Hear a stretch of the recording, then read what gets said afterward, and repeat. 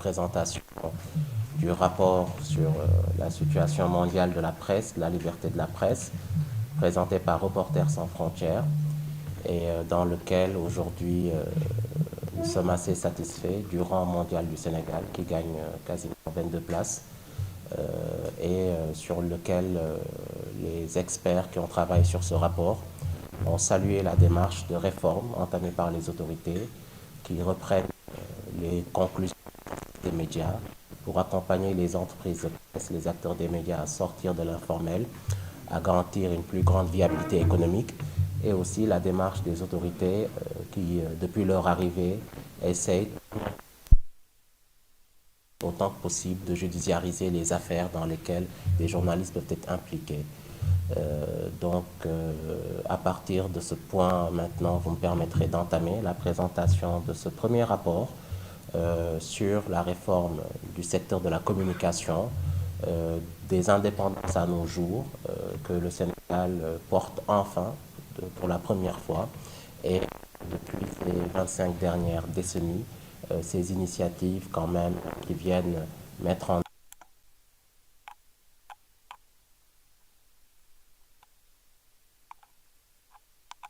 sur le contexte global. Peut-être que tu vas m'aider un peu à dérouler. Donc tu peux aller directement sur le contexte. On part d'un contexte global du secteur des médias qui a été marqué par plusieurs problématiques majeures, essentiellement liées aux carences d'application des textes en vigueur, notamment le Code de la presse de 2017, mais aussi la limitation du champ d'application et de compétences du régulateur qui se limitait à réguler l'audiovisuel, mais aussi la non-application de la convention collective. Le fait que ce cadre juridique ne soit pas pris totalement au sérieux et ne soit pas totalement entré en vigueur a provoqué une série de conséquences qui ont déréglé le secteur des médias et de la communication. D'abord, la loi sur la publicité qui date de 1964, malgré le fait qu'il y ait eu une deuxième loi en 1983, n'a jamais connu de dispositions ou de mesures d'application. On est resté sur un encadrement très lointain de l'affichage public. D'autant plus que cette loi avait prévu la création d'un régulateur du secteur de la publicité et ce régulateur n'a malheureusement jamais vu le jour. Et parlant de régulateur, on aborde les limites du CNRA qui ne peut réguler que l'audiovisuel et la presse écrite en période de contexte électoral, ce qui fait qu'il y a un champ très large par rapport à la presse en ligne, mais aussi par rapport à la presse audiovisuelle en ligne qui échappait totalement à la régulation. Et du coup, les acteurs qui y sont, sentant qu'il n'y avait aucune autorité derrière qui puisse les rappeler à l'ordre face à la limite de moyens, de compétences et de moyens du tribunal des pairs, le CORED, bon, c'était un peu l'anarchie globale. Et ajouter à cela le fait que la convention collective n'était pas appliquée, la plupart des acteurs du métier, journalistes et techniciens, n'ayant pas de contrat en bonne et due forme, ne pouvant pas profiter de leur cotisation sociale, certains qui vont à la retraite et qui découvrent effarés qu'ils n'ont pas de retraite, qu'on n'a jamais cotisé pour eux, cela a développé une précarité financière qui plaçait les acteurs dans le besoin et ça facilitait le fait qu'ils tombaient facilement peut-être sous le coup de pouvoir monnayer des informations qu'ils pouvaient diffuser. Je dis informations pour rester poli, mais dans la plupart du temps, quand vous diffusez des données moyennant paiement, on sait que la plupart du temps, la source n'est pas vérifiée, l'information n'est pas crédible, elle n'est pas avérée et cela impacte la fiabilité. Et tout cela a créé un désordre général du secteur des médias qui a affecté la situation liée à la fiabilité de l'information et qui fait que chaque jour, il y avait des problématiques de diffamation, des problématiques d'outrage, des problématiques d'information, de fausses informations diffusées dans les médias. Et donc, face à l'ensemble de ces aléas, les acteurs des médias eux-mêmes, depuis 2022, ont initié ce qu'ils appelaient les assises, à l'issue desquelles, en prenant part, en ouvrant les assises à des acteurs religieux, à des acteurs politiques, à des magistrats, aux organisations des Nations Unies, sont tombés d'accord sur 5 conclusions phares, dont le résumé, eux-mêmes disaient assainissement. Ça veut dire assainir en français, ça veut dire quelque chose n'est pas sain dans tout ça et qu'il faut prendre une partie et jeter à la poubelle. Et pour cet assainissement, ils sont venus rencontrer les autorités de tutelle et ils ont remis les cahiers, les recommandations des assises avec 5 points phares. Le premier concerne, et c'était le résumé, l'application des dispositions du Code de la presse, que la loi qui régit le secteur soit appliquée dans toute sa rigueur. Au-delà de ça, le cadre normatif global aussi, l'application et l'extension du champ de compétences du régulateur. Le troisième point concernait également l'application de la convention collective pour permettre aux journalistes de sortir de la précarité. Le quatrième point concernait la promotion de la diversité de la production audiovisuelle. Et le cinquième point, l'appui à la viabilité des entreprises de presse. 5 points. Et à l'arrivée, le ministre de la Communication, appuyé déjà par la vision déclinée par le chef de l'État appelant à un dialogue rénové avec les médias, mais aussi dès le premier mois de son magistère qui a adressé, et cela était également une marque de considération vis-à-vis des patrons de presse, une correspondance à l'ensemble des patrons de presse et à l'ensemble des directeurs des médias pour les inviter à un dialogue rénové, à un partenariat renouvelé afin de renforcer la crédibilité des médias, la fiabilité de l'information et à endiguer tout ce qui concerne la désinformation.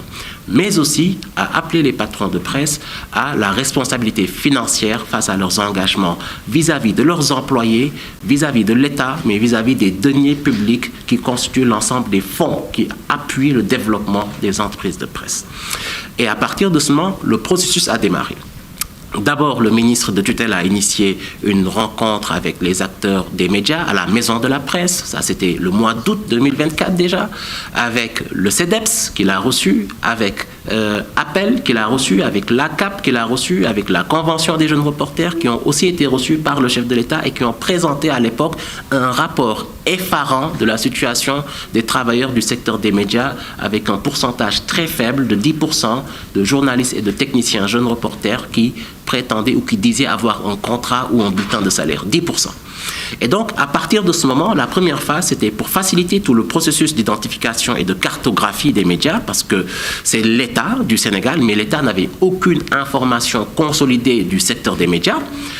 C'était un flou total, alors qu'on parle de financement transparent, de détention transparente, de capital détenu, mais aussi des responsabilités au sein des rédactions de direction de publication et de rédaction en chef. Et donc, pour avoir cette cartographie et pour faciliter la procédure, la plateforme Déclaration Média Sénégal a été mise en ligne et elle a été préalablement envoyée le cahier des charges aux acteurs des médias pour qu'ils l'approuvent.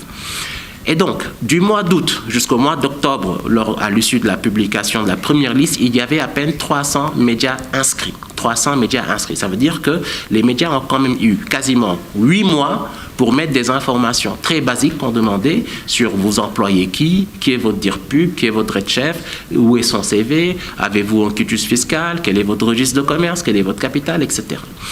Donc, à l'issue de la première conférence du ministre de la Communication, accordant un délai additionnel de 72 heures, il y a eu une augmentation de 60% des médias inscrits. Ça veut dire qu'en 3 jours, on est passé de 300 à 658 médias inscrits en 3 jours. Et donc, de ce point de vue, cela a marqué la phase 2 pour nous permettre d'apporter une révision additionnelle dans les vérifications et de procéder à la vérification et au contrôle des contrats dont les journalistes disposent dans les rédactions. La problématique à laquelle on a fait face, c'était qu'en partant sur les vérifications standards, on s'est retrouvé dans la base de données avec des doublons ou même des informations qui revenaient 3 fois d'un journaliste qui occupait 3 ou 4 fois le poste de REDCHEF, rédacteur en chef ou de directeur de publication, ou d'un journaliste sur la base des vérifications avec le ministère du Travail qui était employé régulier, des fois même fonctionnaire ou chargé de com ou attaché de communication, qui était parallèlement directeur de publication et sur une autre liste patron de sa propre entreprise de presse. Des éléments de cumul de fonctions qui sont naturellement en déconformité totale avec ce que la loi prescrit. Et cette phase nous a permis ensuite d'enclencher l'étape qui a ensuite suivi sur les vérifications, c'était de procéder à la validation de la première vague statique provisoire des médias en conformité, qui, je le rappelle, malgré le fait qu'ils soient aujourd'hui en conformité, doivent le rester, et que c'est une conformité qui s'inscrit dans une démarche intemporelle, puisque les processus ne se limitent pas uniquement à la conformité aux dispositions obligatoires du Code de la presse. Il y a ensuite une phase additionnelle qui va venir s'appliquer pour eux, c'est le décret fixant les obligations pour que ces entreprises puissent bénéficier des avantages. Et dans ce décret-là, il est clairement mentionné, stipulé, que les vérifications additionnelles portent sur les cotisations sociales, C'est-à-dire, est-ce que vous avez une couverture maladie? Est-ce que les entreprises qui veulent bénéficier de l'appui cotisent pour la retraite de leurs employés? Est-ce qu'ils sont conformes un peu aux dispositions fiscales? Est-ce qu'ils sont à jour avec leur fiscalité? Etc. etc. A contrario, pour ceux qui ne sont pas conformes, et ça, il faut que je m'arrête un peu dessus et que je le rappelle, il y a eu un arrêté qui a été publié et qui a été notifié par les services du ministère de l'Intérieur portant cessation de diffusion des médias non conformes. Un arrêté qui vient compléter le dispositif des textes qui permettent au Code de la presse, enfin, depuis 2017, d'être pleinement en vigueur. Le Code de la presse, c'est une loi qui tire sa source de l'alinéa 2 de l'article 11 de la Constitution et qui lui-même a besoin de dispositions réglementaires additionnelles. Ça veut dire quoi? L'alinéa 11 fixe le régime de la liberté d'entreprendre en ce qui concerne la presse. Je rappelle que nous avons une constitution d'inspiration libérale et que la plupart des droits fondamentaux de première génération sont stipulés en liberté. Liberté d'aller et de venir, liberté d'entreprendre, liberté de commercer, liberté de circulation des personnes et des biens, liberté d'opinion, liberté de presse. Et que ces libertés, en réalité, sont des droits. Et que chaque disposition à valeur constitutionnelle qui vient annoncer cette liberté, dans son alinéa 2, vient également annoncer que cette liberté sera exercée dans le cadre de la réglementation et de la loi qui viendra l'appuyer. Et c'est pour cela qu'il y a une loi portant code de la presse. Et c'est pour ça que malgré la liberté de circulation d'aller et de venir, on est obligé de se conformer à la loi, d'avoir un permis, d'avoir une carte grise, d'avoir une assurance. Ça veut dire qu'on ne peut pas invoquer la liberté de circulation pour être en non-conformité avec la loi qui régit le code des transports et de la circulation et dire parce qu'on est en violation de cette loi, lorsqu'on est arrêté ou lorsqu'on est interpellé, qu'on viole notre liberté. Il faut se conformer à la loi. Et ici, dans le secteur des médias, cette loi, c'est le code de la presse. Et les dispositions complémentaires pour les avantages et les obligations, c'est le décret fixant les avantages et obligations. La disposition complémentaire pour les avantages particulièrement, c'est le décret fixant l'organisation du Fonds d'appui au développement de la presse. La disposition complémentaire pour les médias audiovisuels, c'est l'arrêté fixant les redevances. La disposition complémentaire pour les médias audiovisuels individuellement, c'est les arrêtés individuels portant autorisation. Les dispositions complémentaires pour la presse écrite et la presse en ligne, c'est les dispositions complémentaires sur la conformité de l'enregistrement pour la presse écrite et les dispositions complémentaires sur la conformité de la déclaration pour la presse en ligne. Enfin, il manquait la pièce maîtresse. Je ne parle pas de la loi portant création de l'autorité de régulation qui a également été annoncée et qui est en train d'être prise. Le dernier chapitre, c'est le chapitre des sanctions, pour lequel l'arrêté de mise en œuvre de ce chapitre n'a jamais été pris et qui vient d'être pris sous forme de l'arrêté portant cessation de diffusion des médias non conformes. C'est le Code de la presse, dans le dernier chapitre, qui lui-même énumère ces sanctions. Il n'a pas inventé, qu'il n'a pas sorti de son chapeau magique et qu'il n'a pas sorti de sa poche. Et d'autant plus que dans cette partie relative, les compétences des autorités administratives qui doivent sanctionner sont listées. On parle de l'autorité administrative dans une partie, on parle du régulateur dans une autre partie, et en cas de violation de ces dispositions, il y a des procédures qu'on ne le souhaite pas, qui sont des procédures d'ordre pénal, sur lesquelles le juge peut s'autosaisir et qui renvoient même au code pénal sur la diffusion de fausses nouvelles. C'est l'ensemble de ces éléments légaux qui sont agrégés et traduits en arrêtés pour permettre aux autorités compétentes de les mettre en pratique. L'élément additionnel, c'est que vous verrez ici que sur les 617 médias qui se sont déclarés, effectivement, il y a à peu près 358 qui ne sont pas conformes. Et aujourd'hui, les acteurs ont tendance à parler de fermeture de médias. Je rappelle que l'arrêté ne dit pas fermeture de médias ni entreprise de presse. Aucune entreprise n'a été fermée. C'est les canaux non conformes qui constituent des médias de ces entreprises qui peut-être en ont plusieurs. Quelqu'un peut avoir une télévision, un journal, un site web, une web TV. Si votre journal n'est pas conforme, votre journal doit cesser jusqu'à ce qu'il se conforme. Ça ne veut pas dire qu'on a demandé à l'entreprise de fermer. Ça, c'est un élément important de précision à apporter. L'autre aspect, c'est qu'il y a également, et je l'ai dit tantôt, on le verra tout à l'heure dans les statistiques, les précisions qui ont été faites sur notamment ce nombre de 300 médias. La plupart des médias, en réalité, pour ne pas être très très violents, c'est des médias fantaisistes, c'est des déclarations de médias inexistants, parce que cela revient également sur le diagnostic que nous avons effectué sur le Fonds d'appui de développement de la presse. Sur les 535 qui en bénéficiaient, on s'est rendu compte que légalement et juridiquement, moins de 30% étaient légalement constitués et existaient. Certaines radios communautaires n'émettaient pas, les fréquences sont attribuées mais les radios n'émettent pas. Certains journaux ne sont jamais parus sur la place publique, c'est des PDF. Certaines télévisions, entre guillemets, on se rend compte que c'est des chaînes YouTube qui se contentent, qui ne produisent même pas en ligne. Et vous le verrez tout à l'heure dans les DNS checkers qu'on a installés pour vérifier les sites web. La plupart des sites web qui se déclarent médias en ligne digitaux, les URL ne sont même pas fonctionnels. Donc, ces médias, en réalité, n'existent pas, n'ont pas de personnalité, n'ont pas de contenu. Bon, il y a quelques exceptions qu'on a reçues de certains acteurs qui disent « Bon, nous, on va commencer à imprimer demain le journal si vous nous autorisez. » Bon, on leur a dit « Vous avez quand même eu une année pour imprimer. » Ça fait une année qu'on vous rappelle qu'un journal, c'est la presse. La presse, on dit l'imprimerie, c'est ce qui fait l'action de pressage inventée par Gutenberg, tout le monde le sait.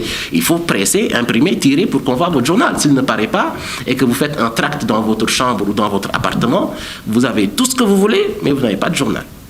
Et donc, de ce point de vue, on se rend compte également quand on fait une analyse critique de l'impact de la désinformation dans notre société, qu'effectivement, les deux piliers de la désinformation sont constitués la plupart du temps de ces journaux tracts, qui sont des PDF, et des TV qui sont dans les plateformes digitales et qui reprennent les contenus pour les relayer dans les réseaux sociaux.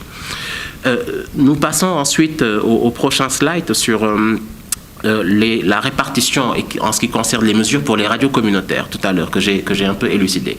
En ce qui concerne les radios communautaires, et c'est une mesure que nous allons appliquer avec l'ARTP et l'Union des radios communautaires avec laquelle on s'est déjà réunis, nous avons quasiment 400 fréquences radio qui sont dans la nature, au point où le Sénégal est arrivé à la saturation de fréquences radio. Ça veut dire qu'il n'y a plus de fréquences radio FM disponibles. Malgré le fait qu'il y a une recommandation internationale pour basculer vers des fréquences numériques, cela veut tout simplement dire qu'il y a plusieurs centaines de fréquences qui sont dans la nature, que nous allons identifier et que l'État souverain va devoir reprendre, va procéder à sa reprise. Tu peux passer à un autre slide, s'il te plaît. Ça, c'est l'étape sur les éléments liés aujourd'hui au diagnostic et à la cartographie. Depuis son arrivée également, le ministre a engagé les travaux sérieux sur les textes que les acteurs des médias ont demandé à mettre à jour. Et lorsqu'on est arrivé, on a trouvé un avant-projet de loi sur la ARCA, la Haute Autorité de Régulation de la Communication et de l'Audiovisuel. On s'est dit, bah tiens, on est en train de nous engouffrer dans le même piège de limitation de compétences du CNRA. On se limite à l'audiovisuel. Que faisons-nous des médias en ligne? Que faisons-nous de la presse audiovisuelle sur Internet? Que faisons-nous de la presse écrite? Que faisons-nous si demain, il y a des médias alternatifs nouveaux qui vont se créer? Et donc, de ce point de vue, il y a eu des travaux. D'abord, il y a eu la conférence du REFRAM, qui a été suivie par une séance de travail avec les régulateurs francophones, avec l'ARCOM, le régulateur de Côte d'Ivoire, du Mali et du Maroc, une analyse comparative des données, donc un benchmarking sérieux. Et aujourd'hui, le comité technique, je vais parler rapidement de l'article 2, a mis une définition pour peut-être mettre de côté l'ARCA, qui n'est plus une limitation à l'audiovisuel, mais c'est une autorité de régulation des médias et de la publicité. Médias avec grand M et avec grand S à la fin. Ça veut dire toutes sortes de médias. Et aussi la publicité, toutes sortes d'informations qui est monnayée et diffusée sur une plateforme. Et de ce point de vue, l'article 2, je le dis là en langage courant, la future autorité de régulation aura une compétence sur toute question liée à l'information et à la communication sur toutes sortes de plateformes d'information. Donc, ça lui donne une compétence élargie. D'autant plus que dans le collège que nous allons instituer, il n'y aura pas que des personnalités issues des différents secteurs tels qu'énoncés, secteur de l'université, de la science, des arts, mais il y aura également des compétences techniques et juridiques dans chaque domaine. Autrement dit, des experts sur le droit de la publicité, des experts sur la fiabilité et l'intégrité de l'information, des experts sur le droit de l'information, mais également, puisqu'on parle aujourd'hui de régulation des contenus dans les réseaux sociaux avec nos amis journalistes qui sont dans les plateformes digitales, mais également les influenceurs qui diffusent de l'information et sur lequel le modèle français a aidé pour réguler l'information commercialisée sur les réseaux sociaux. De ce point de vue-là, il est important d'avoir des experts l'ère du digital et du numérique, qui puisse enclencher une diplomatie préventive avec les GAFAM et permettre également plus tard d'aller vers la monétisation des contenus afin que les seuils de monétisation soient harmonisés et que le Sénégal puisse en profiter, mais également pour que ces plateformes digitales-là puissent se soumettre et se conformer à la réglementation en vigueur dans notre pays. Cela me permet également de parler sur la loi sur la publicité. Et c'est pareil que pour le régulateur, l'avant-projet de loi portant publicité a été également stabilisé et les deux projets de loi devront aller ensemble avec le décret d'application fixant l'organisation de l'autorité de régulation. Tout cela pour vous dire quoi? Ça veut dire que la problématique sur la non-application des dispositions du Code de la presse, sur la précarité de l'emploi des journalistes, sur l'anarchie globale dans le secteur des médias qui a poussé les acteurs eux-mêmes à parler d'assainissement parce qu'ils étaient envahis par des non-journalistes, envahis par des chroniqueurs, envahis par des entreprises de presse détenues par des porteurs de valises qui raflaient les marchés publicitaires et qui peut-être avaient à peine un site web pendant que de grosses boîtes employaient plusieurs dizaines d'employés et qui avaient peine à accéder au marché de la publicité. L'ensemble de ces problématiques qui ont gangréné un peu le secteur pendant 25 ans, en une année, vous avez une autorité qui arrive et qui vous met sur la table des réformes ambitieuses liées essentiellement à la requête des acteurs des médias eux-mêmes. Et donc, les autres points qui vont venir soutenir et qui sont en train d'être mis en œuvre, c'est la réforme du Fonds d'appui de développement de la presse, parce que jusqu'ici, c'était considéré, la loi parle d'appui, mais dans la conception populaire générale, peut-être qu'il faut aller vers le diagramme qui montre l'évolution des montants, on est parti de 40 millions dans les années 96 à 200 millions, puis sous Wade, puis à l'arrivée de Macky Sall, c'est passé à 800 millions. À partir de 2012, le FADP est passé à 1,9 milliard. Aujourd'hui, avec l'arrêté valorisant les redevances, la clé de répartition est la suivante. On a 20% des montants de la redevance qui vont vers l'alimentation du Fonds d'appui de développement de la presse, ce qui fait que pour la première fois, le montant, l'enveloppe va dépasser 1,9 milliard et va atteindre 2,7 milliards.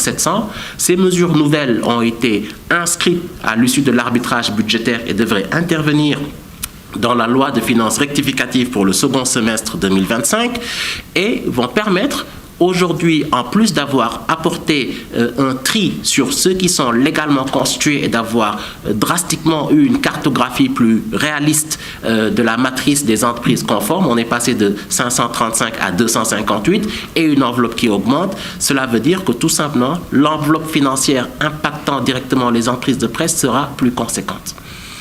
En plus de cela, il y a le Fonds de développement pour la diffusion et la production de l'audiovisuel, FDDPA, qui a été institué dans l'arrêté et qui part avec une enveloppe de base de 2 milliards.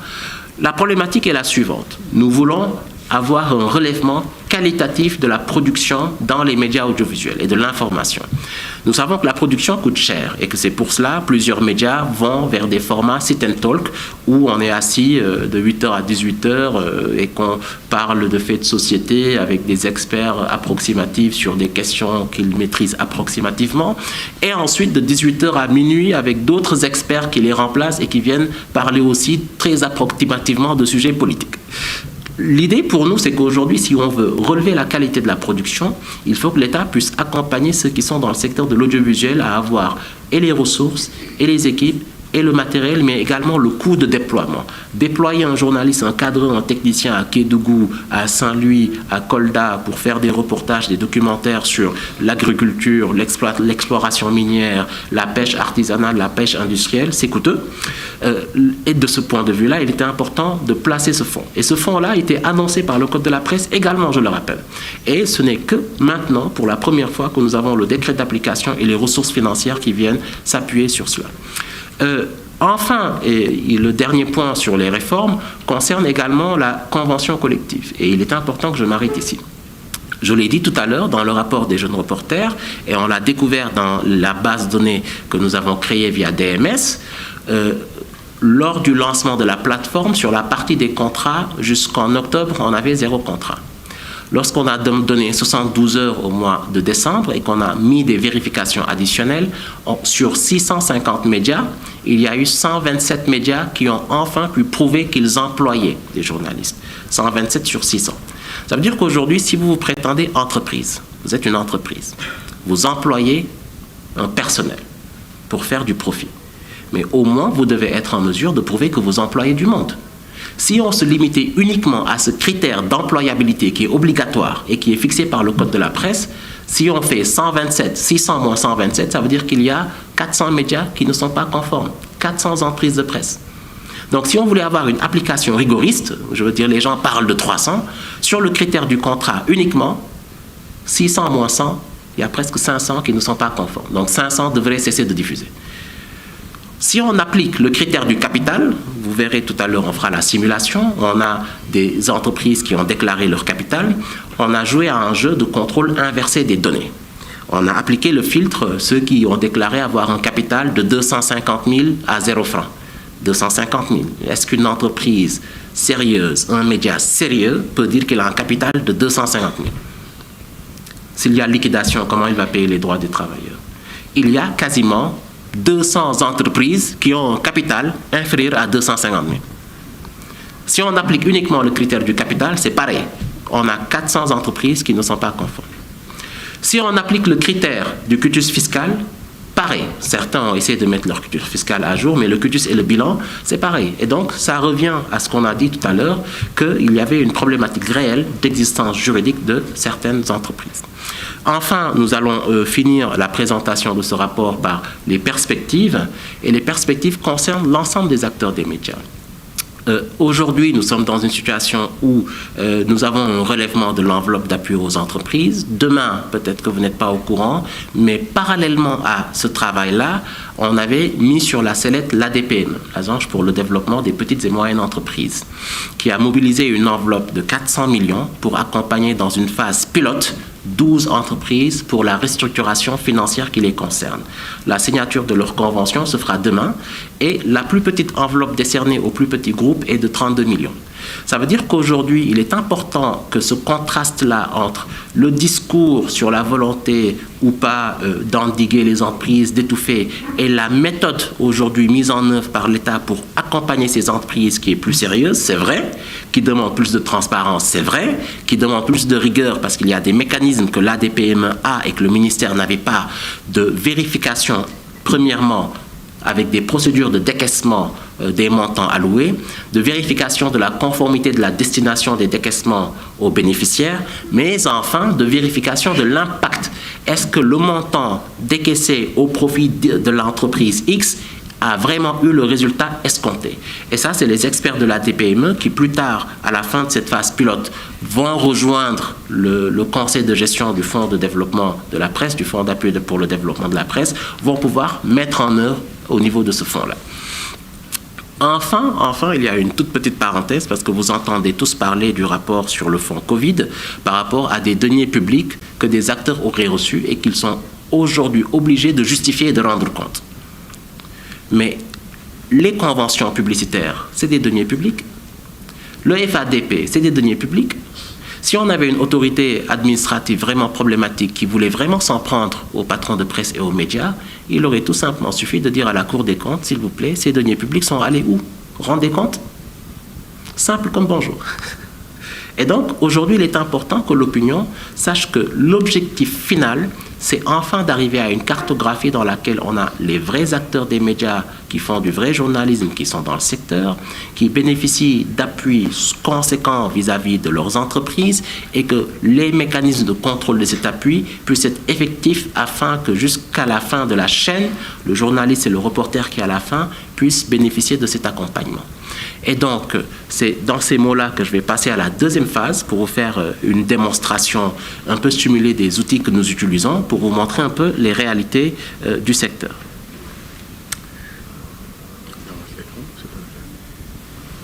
Avancer l'écran, c'est-à-dire? Oui. Là, nous avons l'extraction. Je vais cacher la colonne du nom des entreprises pour ne pas un peu que vous voyez qui a fait quoi. Qui a déclaré quoi. Hop.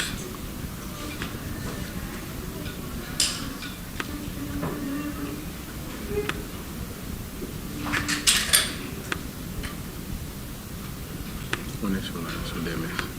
Tu n'as pas dit qu'on est sur DMS. On est sur le tableau Excel de l'extraction des données sur la plateforme Déclaration Média. Ça nous permet de désagréger les données. Et vous voyez déjà que pour 617 médias, chaque média fournit une dizaine d'informations. On est à peu près à 600 données qui sont traitées. Et il y a des données qui ne sont pas traitées par le ministère. Sur les contrats de travail, par exemple, les contrats qui sont téléchargés dans la plateforme sont systématiquement envoyés à l'inspection du travail qui fait un contrôle additionnel de conformité ou pas, et qui peut dire si ces contrats sont conformes ou pas. Et si c'est le visa, c'est un visa vrai ou il y a eu faux ou usage de faux. Et donc, de ce point de vue-là, c'est pour montrer que le process n'est pas uniquement centralisé au sein du ministère. C'est le même process qui a été fait pour les rédacteurs en chef et les directeurs de publication. L'ensemble des CV sont systématiquement transmis à la Commission nationale de la carte de presse dont le président siège à la commission, qui lui vérifie et qui dit oui, conforme ou pas conforme sur la base des critères établis déjà par les arrêtés fixant et définissant dans la charte des journalistes qui est journaliste. La formation, le diplôme, le nombre d'années d'expérience. Et donc ici, la première simulation, c'est très simple. C'est ce que je vous disais tout à l'heure, capital. On va sélectionner ceux qui ont un capital, 0 francs, 1 franc, 5 francs, 100 francs. Et on va aller jusqu'à une échelle de 250 000, comme j'ai dit tout à l'heure.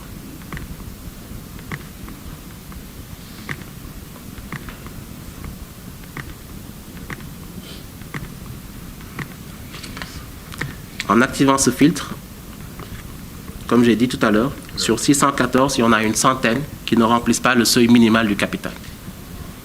Ça veut dire que les 500, quel type de capital ils ont? Parfait.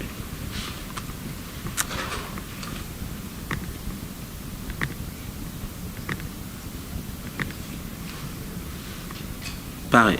Dépôt contrat, qui a déposé un contrat de travail ou pas. Si on désactive, on laisse les 8, on enlève. Qui prouve qu'il emploie des gens? 491 n'ont pas prouvé qu'ils employaient. C'est des chiffres révélateurs. Donc, on peut même pousser les données plus loin, parce que ça, c'est des contrôles inversés. Et la dernière vérification qu'on va faire ensemble, c'est juste vous montrer les statistiques globaux dans la plateforme DMS.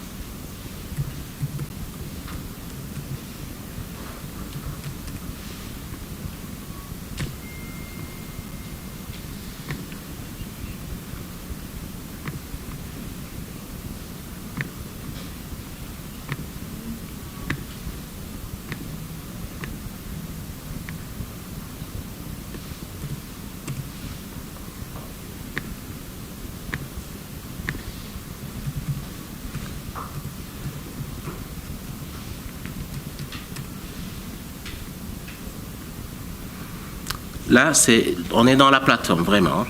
Journaux, 97 journaux. 97 journaux déclarés. Je vous pose la question, est-ce qu'il y a 97 quotidiens dans ce pays? Naturellement, non. Donc, forcément, il y en a les 2/3 qui ne sont pas conformes à la loi ou qui n'existent pas. Pareil, on va vers les télévisions. 74 télévisions déclarées. Quand vous allumez votre télévision, vous allez sur la TNT, vous zappez. Est-ce qu'il y a 74 chaînes de télé?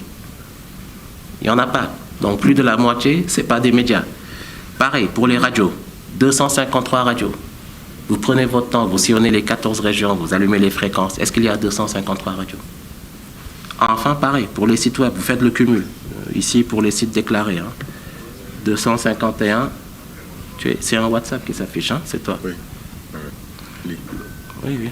251 et 211. Donc c'est pareil pour les sites web. Donc voilà en résumé les éléments essentiels de ce rapport qu'on voulait vous présenter ce matin et nous soumettre à quelques questions que vous aimeriez bien nous poser avant de faire un petit résumé en Wolof. Donc le rapport est mis dans le site web du ministère, le code QR sera affiché et vous pourrez le télécharger directement.